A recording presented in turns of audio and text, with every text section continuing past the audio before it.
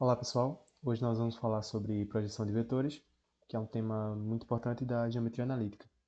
Então, quando tratamos da projeção de vetores, essa ideia ela pode ser facilmente visualizada considerando o R2, que é o espaço euclidiano de dimensão 2.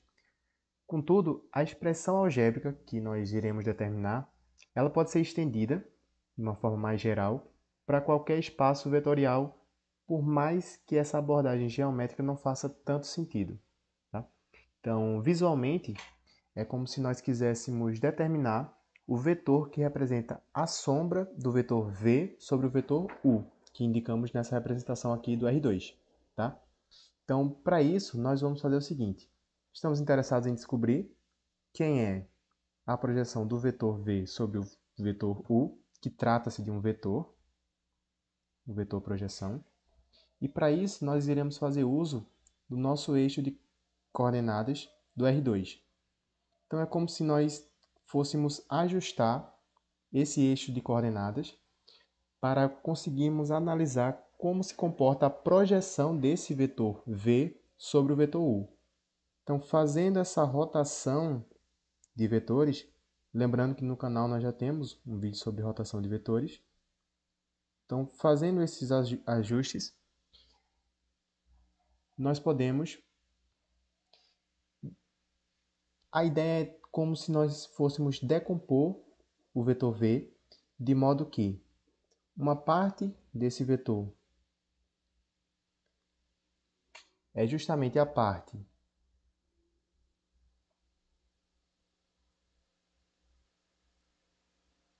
que é LD ao vetor U, é justamente esse vetor que estamos interessados, o vetor projeção do vetor V sobre o vetor U, é assim que nós iremos denotar. Lembrando que aqui nós formamos um ângulo de 90 graus, porque estamos considerando os eixos coordenados, que têm 90 graus entre si. Então, nós iremos decompor o vetor V nesse vetor projeção e ainda teremos esse outro vetor aqui, que quando consideramos a projeção dessa componente, nós iremos denotar por W, por exemplo, quando olhamos para a sombra que esse vetor W faz no vetor U, ou seja, a projeção que esse vetor W faz sobre o vetor U, essa projeção na verdade é nula. Tá? Então a ideia é justamente decompor esse vetor V em esses outros dois vetores, de modo que um deles será linearmente dependente ao vetor U, ou seja, ele vai coincidir com o vetor U a menos de uma constante que nós iremos denotar por K. Ou seja, na verdade, o nosso vetor projeção V sobre U é, na verdade, o próprio vetor U multiplicado por uma constante K, uma constante real. Para determinarmos essa constante K, basicamente será o nosso trabalho, nós iremos fazer uso dessa relação aqui, que diz que o produto interno de dois vetores, U e V, é igual a o módulo de U pelo módulo de V multiplicado pelo cosseno de θ, onde θ ele na verdade representa o ângulo feito entre os vetores U e V. Então, para isso, nós temos o seguinte esquema.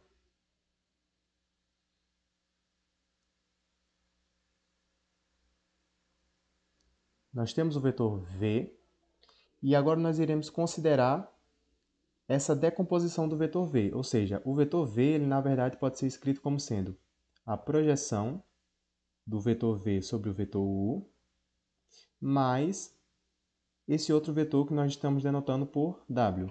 Ou seja, o vetor V é a soma desses dois vetores. Só que nós também sabemos que o vetor projeção V sobre U ele tem a mesma direção do vetor U, ou seja, ele difere do vetor U, ele coincide, na verdade, com o vetor U a menos de uma constante K, onde K é um número real. Então, o que nós vamos fazer aqui é justamente fazer uso das propriedades do produto escalar. Tá? Porque percebam o seguinte, como o vetor W ele faz um ângulo de 90 graus com o vetor U, ou seja, ele é ortogonal ao vetor U, Isso significa que o vetor W, o produto interno entre o produto interno, o produto escalar, do vetor W com o vetor U, é na verdade igual a zero.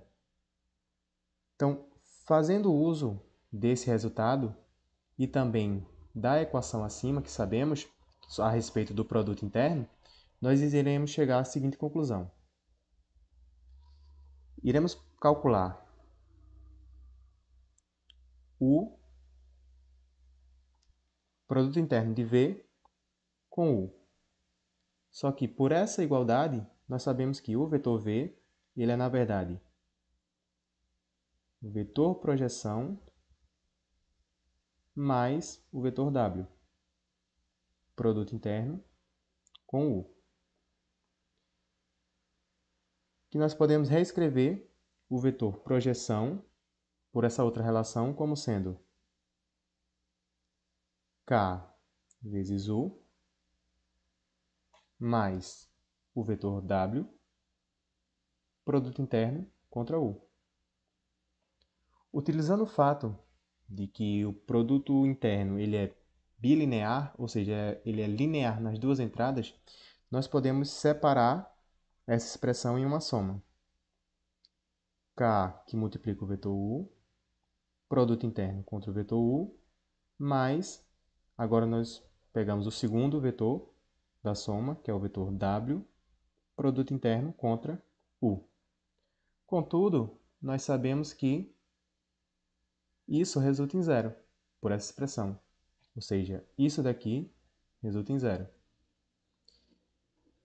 Mais uma vez, fazendo uso das propriedades do produto interno, nós podemos extrair esse elemento K, que trata-se de um número real, para fora. Ou seja, nós temos K que multiplica U, produto interno, contra U. Em resumo, nós temos o seguinte resultado para o K. Temos que o K ele é igual a produto interno de V contra U sobre produto interno de U contra U.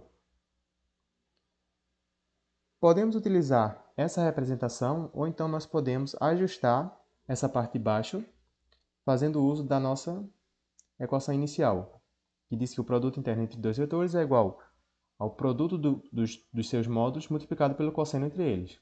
Ora, mas se por acaso nós considerarmos o mesmo vetor, U, produto interno, contra o vetor U, isso será igual ao módulo de U vezes o módulo de U vezes o cosseno de θ. Mas θ é o ângulo formado entre os vetores.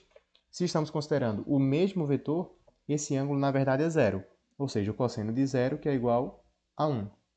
Em resumo, nós temos que o produto interno de U contra U é igual ao módulo de U ao quadrado. Então, por isso que essa expressão, alguns autores colocam como sendo produto interno de V com U sobre módulo de U ao quadrado, que é justamente a expressão que determina a projeção do vetor V sobre o vetor U. Nós já sabíamos que isso seria igual a K vezes U, onde o K, que acabamos de determinar, ele é na verdade igual a produto interno de V contra U dividido pelo produto interno de U contra U, ou então simplesmente a norma de U ao quadrado que multiplica o vetor U. Então, nós finalmente chegamos à nossa expressão final.